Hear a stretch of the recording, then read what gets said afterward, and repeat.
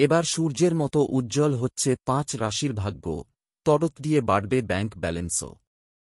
বৈদিক জ্যোতিষশাস্ত্রে সূর্যকে গ্রহের রাজা হিসাবে বিবেচনা করা হয়।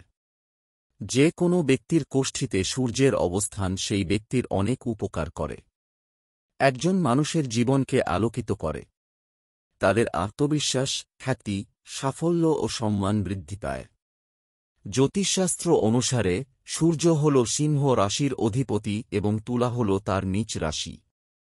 8 জুন সূর্যের নক্ষত্র পরিবর্তন হতে চলেছে। এই দিনে সূর্য রোহিণী নক্ষত্র থেকে 1:16 মৃগশিরা নক্ষত্রে প্রবেশ করবে এবং 22 জুন আরদা নক্ষত্রে প্রবেশ করবে। এমন পরিস্থিতিতে জেনে নিন কোন রাশির জাতকরা এই নক্ষত্র পরিবর্তন থেকে বিশেষ সুবিধা পেতে চলেছেন। মেষ রাশি, বৃষ রাশি, মিথুন রাশি। এই রাশির জাতকদের জন্য এটি একটি সৌভাগ্যের সময় হবে। কঠোর পরিশ্রমের সঙ্গে করা কাজে সাফল্য আসবে এবং এই সময়ে সম্পদ বৃদ্ধির সম্ভাবনা রয়েছে। পদোন্নতি ও বেতন বৃদ্ধির সুবিধা পাবেন।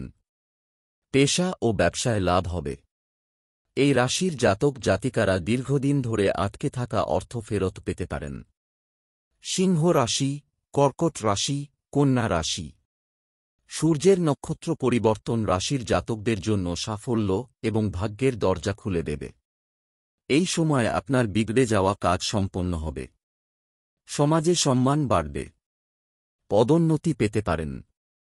ব্যবসায়ীরা লাভবান হবেন। নতুন কোনো কাজ শুরু করতে পারেন।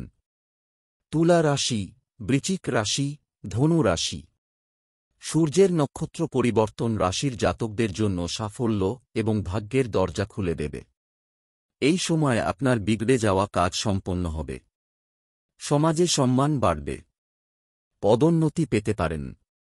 ব্যবসায়ীরা লাভবান হবেন। নতুন কোনো কাজ শুরু করতে পারেন।